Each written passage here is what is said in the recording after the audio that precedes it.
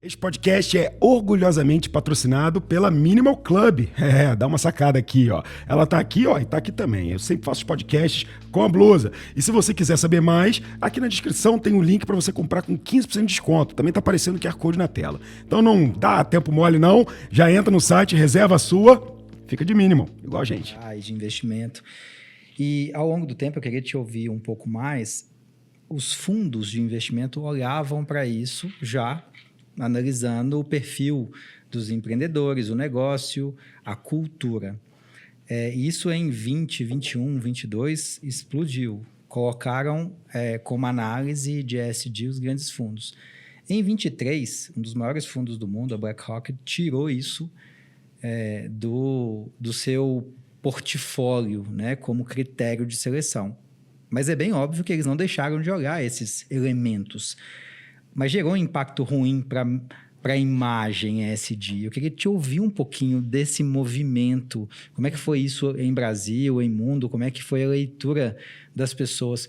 Porque o valor intrínseco, ele não deixou de ser observado. De forma nenhuma. Mas a essência de não observamos mais ESG foi algo que repercutiu muito mais do que o movimento, né, de cuidado. Não, é muito rica toda essa discussão. Primeiro, assim, os fundos de pensão são os principais alavancadores dessa agenda. Eu estou falando de mais de 20 anos atrás, quando nasceu o PRI, que é os Princípios de Investimentos Responsável da ONU, pela lógica de que eu invisto e esse meu recurso tem que estar disponível no longo prazo.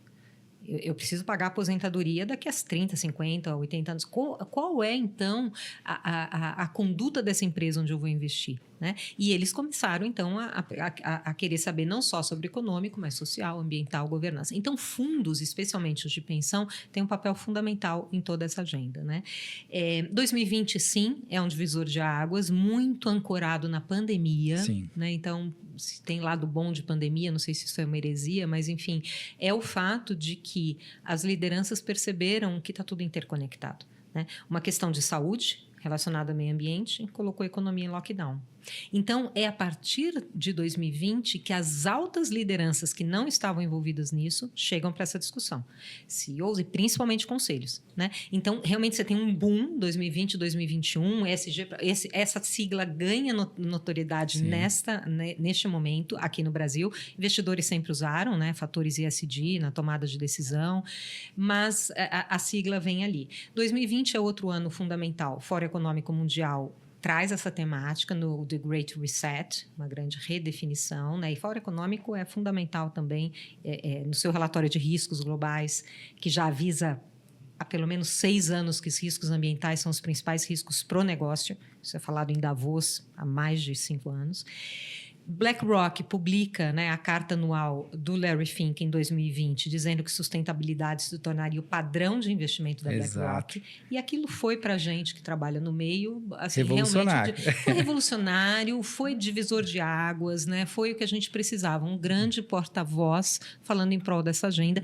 Mas, na verdade, né, o Larry Fink já vinha falando dessas temáticas antes de 2020. Antes de 2020 ele falou de diversidade? Falou de diversidade, falou de governança, falou de liderança. Então, de novo, às vezes a gente cai numa armadilha de olhar as siglas, né? E a gente, todo mundo, né? Nós, inclusive, da área. Mas ali foi um divisor de águas. E o que quando a gente vai para 2023, né, que aí a gente tem, vamos dizer assim, BlackRock, e aí eu, como jornalista, né, vejo essas manchetes, eu falo, meu Deus do céu, vamos ler a matéria. Eu faço muito posts em relação a isso. Né? Infelizmente é. Você lê o título, teve um título que eu achei assim, BlackRock sai de ESG e foca no clima. Falei, não, deixa eu entender, o clima não é ESG? Né? Quer dizer, é uma coisa assim. Então, o que aconteceu ali? Eu acho que tem uma questão muito específica há uma questão muito específica dos Estados Unidos. O movimento anti-ESG é puramente norte-americano, né? Calcado aí na questão política, republicanos, democratas. E calcado em... Indústria de óleo e gás. Exatamente. Nos estados que baseiam ainda né, numa matriz, numa atividade que precisa passar por uma transição. Inevitavelmente passará. Mas eles não estão querendo fazer isso tão no curto prazo assim. Então, a gente tem um movimento que aí a BlackRock acabou sendo uma ponta de lança, porque ela falou sobre isso, Larry Fink foi sempre muito vocal, e ele recebeu aí um ataque, inclusive pessoal. Teve uma das COPs, né, que são as conferências de fim de ano de clima, em que ele foi pessoalmente, assim, ameaçado, né, se ele continuasse defendendo essa agenda. Então, acho que a gente tem que olhar isso numa perspectiva de um fenômeno norte-americano, e entendendo como são os norte-americanos, né, que coloca BlackRock numa... E eu leio muito profundamente isso até para poder basear minhas opiniões, né, numa lógica que foi o que você falou, David, continua atuando, mas não vou chamar de ESG. Exato. Não vou chamar. Porque se tornou mesmo uma sigla, movimento anti-woke, né? Movimento woke, se tornou uma sigla mal vista. Não, os clientes das empresas começaram a boicotar nos Estados Unidos as empresas que estavam colocando isso em muita evidência. Pois se você pensar como movimento de mundo, é uma loucura, né? Como movimento do que a gente está falando, de crise energética, de descarbonização, né? Não estou nem falando não é salvar o mundo do ponto de vista poético, não. A gente está falando que daqui a pouco a gente não respira, a gente não tem negócio, não vai conseguir fazer negócio. Não faz sentido nenhum, inclusive, se você enxergar que quanto maior a desigualdade e a falta de oportunidade, mais pelo buraco nós iremos, assim como os negócios também. Não tem a mínima dúvida. Então, assim, BlackRock fez isso, né? Ela continua né, com as suas linhas de clima, com as suas linhas de transição energética, de diversidade, está tudo lá. Agora, ela fez uma coisa bastante importante também, como movimento, e acho que foi perto disso, 2023, 2024, e ela foi muito criticada na carta do Larry Fink, que é falar o que ela é. Eu sou uma gestora de recursos que tenho que atender os meus clientes. Antes de mais nada, quem é o dono do recurso é ele. Se ele não quiser que eu adote uma determinada linha, eu tenho que oferecer outra linha para ele. É disso que a gente está falando no fim do dia. Eu posso recomendar, eu posso dizer, eu posso fazer, mas ele é um gestor de recursos. E ele precisa ter um leque de opções de fundos ESG, não ESG, etc. Então, isso aconteceu com outras classes de ativos. Eles sempre criticaram o Bitcoin, criptomoedas, e depois, no último ano, abriram agora os ETFs específicos disso. Então, é natural que esses fundos se posicionem de acordo com os interesses dos seus investidores. O ponto que me chamou muita atenção foi a gente continua observando culturalmente todos os elementos ESG, mas a gente não vai falar que isso é ESG ou vamos usar a expressão tão abertamente, né? Mas eu acho, de verdade, que até ajuda. Pelo seguinte sentido, independe de sigla. Se você olhar lá, a transição energética está sendo priorizada ali, as questões climáticas estão sendo olhadas, né? E eu acho que ele jogou o jogo. Se o jogo norte-americano é ESG, é uma sigla que eu vou banir, por que eu, como o maior gestor de recursos do mundo, vou bater de frente com isso? Vocês não querem? Tá bom, não preciso mais usar ESG. E isso não teve nenhum impacto na Europa, no Brasil. É um não tema. É um não tema, sabe? Isso é um tema localizado nos Estados Unidos. São diferentes as temáticas, que nem a União Europeia, que tem uma série, né, de medidas aí, importantes para essa agenda do ponto de vista de competitividade, de exportação, de trabalhar com a União Europeia. A discussão lá, qual é? Inclusive, a gente, né, agora, Brasil e vários países falando da lei anti-desmatamento, né, quer dizer, questionando, a União Europeia adiou por um ano em implementar a medida que ia restringir, né, importação de produtos de terras desmatadas. A discussão é essa, é timing. Estamos prontos, não estamos? União Europeia, você está valorizando as questões locais ou não? Isso daqui é protecionismo, não é? Outro tipo de discussão. E no Brasil, vida que seguiu. Para mim, o problema, eu ficaria preocupada se BlackRock tivesse deixado completamente de trabalhar com esses ativos. Aí eu acho que a gente teria um problema muito sério. Mas não, está lá, está trabalhando, não está usando mesmo, e ele falou, eu não vou usar mais a sigla ESG. E está tudo certo, né? Se o problema é esse, não faço mais isso, né? Então, eu não sei, eu acho que é interessante a gente observar esses movimentos, né? Você acha que essas empresas também, principalmente as empresas de tecnologia, mas também John Deere e outras nos Estados Unidos, que resolveram ir a público para dizer o seguinte, olha, eu tô voltando atrás na minha agenda de diversidade, equidade e inclusão, num movimento anti-woke, e foram vocais com relação a isso. Aí demitiram algumas pessoas, eliminaram alguns setores. Você acha que eles realmente estão eliminando ou eles também estão dando uma desacelerada, mas ainda entendendo que é importante que se tenha, sim, oportunidades e que se tenha ali um time diverso para implementar a inovação e etc.? O pano de fundo disso, na minha visão, é que houve excesso. Houve excesso. Não parece que Houve houve? excesso. A gente caiu para o outro lado do cavalo. É a questão do pêndulo. Acho que puxou Exatamente. demais e aí está voltando para o ponto de equilíbrio. Eu sempre uso, David, essa analogia. Houve um excesso, e a gente vê isso no Brasil também. Houve isso. ali um excesso de a gente precisa ir para o extremo, senão a gente não consegue se chancelar. E aí esse excesso gerou consequências e muitas empresas tiveram que se ajustar. Não tenha dúvida, eu sempre uso essa analogia do pêndulo, e veio na esteira do 2020. Sim. Né? A gente já vinha falando muito de gênero, e é fundamental falar, tem que continuar, mas teve uma forma, né? E eu acho que vários movimentos sociais acabaram, né? George Floyd, que não foi um movimento, né? Foi um trágico evento ali. Enfim, a gente teve várias questões, mas 2020 mesmo, com todos esses fatos que a gente já falou, deu um impulso para essa agenda. E diversidade veio com toda a força e, na minha visão, exagerado em alguns momentos. Eu acho que eu concordo com você, eu acho que algumas empresas, e aqui no Brasil aconteceu isso também, a gente não respeitou o momento e a sociedade conservadora que a gente percebeu que faz parte. E a mesma coisa aconteceu nos Estados Unidos. Então, quando a Bud coloca lá o anúncio com LGBTQI+, tomando cerveja, que normalmente cerveja Bud, que é horrorosa, diga-se de passagem, não gosto, mas ela é de uma coisa assim mais masculina, né, mais heterossexual, coisa parecida, o povo entrou em conflito ali e resolveram então boicotar. Aqui, nós não tivemos nada parecido, mas tivemos uma coisa muito próxima, que foi um anúncio do Banco do Brasil, né? Que também teve que também voltar atrás, onde então ele também colocava ali a diversidade, né, num anúncio até bem bonito e tal. Mas o Banco do Brasil, na época, o governo qual era? Bolsonaro. E aí, então, teve que voltar atrás. A própria Petrobras convidou uma economista renomada, né, que tem uma agenda liberal econômica, mas também é liberal nos costumes, porque para ela ser liberal economicamente não faz sentido se você não for liberal nos costumes. Naquela época, para ela, não fazia. E ela depois de ter sido ele. Resultado, cancelaram Você acredita nisso? Né? Complexo isso. Complexo.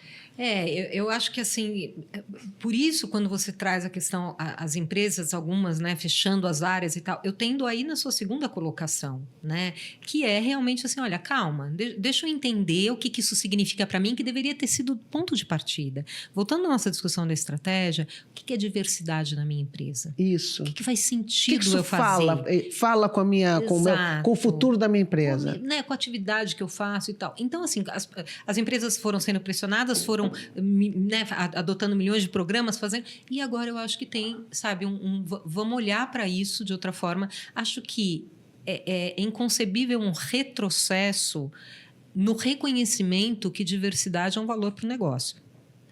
O mercado consumidor é diverso, né? Agora, de novo, você tem que olhar para a sua atividade e entender que diversidade você foca, né? Sou uma empresa de produtos femininos. Por óbvio, eu tenho que trabalhar com diversidade de gênero, por óbvio, né? Então, acho que são essas discussões. E acho que a gente tem que olhar com bastante cuidado também para que este movimento, né, não seja exagerado de novo, vamos dizer assim, esse desaceleração, entre aspas, né, das questões de diversidade. Eu mesma já fui, olha, eu estou falando eu mesma por ser uma especialista que trabalha com isso, né, entendo que tenho um reconhecimento por olhar para essas questões. Em artigos que eu escrevi, já tive comentários que eu só... Né, um artigo eu tinha entrevistado 10 especialistas para darem opinião sobre sustentabilidade no ano seguinte. E o meu critério foi, primeiro, executivo ou executiva de instituições importantes nessa agenda. Este foi o meu critério. E, no fim, tinham mais homens sendo convidados, é verdade, e algumas mulheres declinaram. Então, eu fiquei com 9 homens e uma mulher. Mas eram os primeiros executivos da instituição, né? Teve um questionamento da falta de diversidade. Eu falei, mas eu não fui buscar diversidade, eu fui buscar o primeiro executivo. Se o primeiro executivo ainda é homem, então vamos trabalhar sobre isso. Então vamos discutir sobre lideranças de instituições que ainda são majoritariamente masculinas. Então, Esse ponto ele é riquíssimo, porque as pessoas não analisam as premissas, Exato. Elas analisam o resultado. E isso é para tudo. E diversidade no Brasil, às vezes a gente fala de diversidade, a gente tem 3, 4 tipos que acaba sendo forçada a ser implementada nas organizações. E ninguém fala sobre diversidade etária, cognitiva, outras que são fundamentais também. sim. Né? E outras que já existiam há muitos anos, pessoas com deficiência. Então, Que às vezes não cumpre a lei, que hein? não cumpre, e é lei e não é cumprida. Só que o movimento, o pêndulo, ele focou em 2, 3 e foi muito forte, gerando um desequilíbrio até dentro desses grupos. Sim. Esses próprios Mas é grupos que começaram a ter esses meios. Pô, peraí, não tá tão... A diversidade não está tão diversa. Está focada no grupo A ou B. E foi um aprendizado, né? Foi uma jornada de aprendizado. Mas é porque tem que ter intencionalidade, você não acha não, Sônia? Acho que tem que ter intencionalidade, senão a gente não avança. O que eu acho é que tem que estar casado com a tua estratégia, porque é uma empresa, né? Se fosse uma ONG, empresa tem que dar lucro, tem que dar retorno, tem que dar resultado, né? Outro tipo de resultado. Hoje a gente sabe que, não olhando só o financeiro, não é uma ONG, não é uma organização não governamental, não é governo. Então, assim, tem que ter intencionalidade que faça sentido para aquela empresa, né? Que faça sentido para os executivos e executivas, para o CEO, para o conselho, aí sim. Então, eu acho que é essa questão. Qual vai ser a nossa política de diversidade? Qual é o nosso negócio? Quais são as comunidades onde eu atuo? Como é o meu grupo interno? Qual é o meu corpo funcional? Então, eu acho que precisa, é a premissa que você trouxe, que eu gostei muito, quer dizer, quais são as premissas? E a partir daí, como a gente vai atuar? E sim, tem que ter intencionalidade, né? No recrutamento, na promoção, na inclusão, tem que ter, porque senão o gap é muito grande, né? É muito grande. O gap é muito grande. Se a gente pega hoje, é bem interessante, é um tema que eu tenho lido muito ultimamente. E, obviamente, por ter trabalhado com RH, se acaba tendo que ficar atento. Então, por exemplo, a gente fala muito sobre algumas diversidades, mas a pobreza em si, ela já é um indicador gigantesco, principalmente para o Brasil. E quando você, dentro desse espectro, ainda cria as subsegmentações para selecionar, você tem pessoas que, historicamente, são muito pobres, moram em comunidades, mas são brancas. E que elas precisariam ter algum tipo de oportunidade. Elas vão ter dificuldades também. É óbvio que uma pessoa negra, uma pessoa preta, vai ter mais dificuldade por uma série de questões estereótipas do Brasil. Mas essas pessoas vão ficar desassistidas, porque você não vai ter um bloco olhando para elas. E isso, quando a gente fala, por exemplo, em escolas públicas, você fala sobre carreira, você tenta ajudar esse tipo de público, como que ele vai conseguir sair daquele contexto, se ele não tiver políticas públicas que, de fato, o auxiliem. Esse é o ponto. Eu acho que a questão não é simples, né? Eu acho que esse tem que ser o ponto de partida e a gente como mundo, como sociedade, tem que estar muito ciente disso. Porque tem essas variáveis que você falou, né? Então, aquele menino que está lá na periferia, que está em situação de vulnerabilidade social e que é branco, como é que ele talvez tenha mais dificuldade de entrar em alguns programas?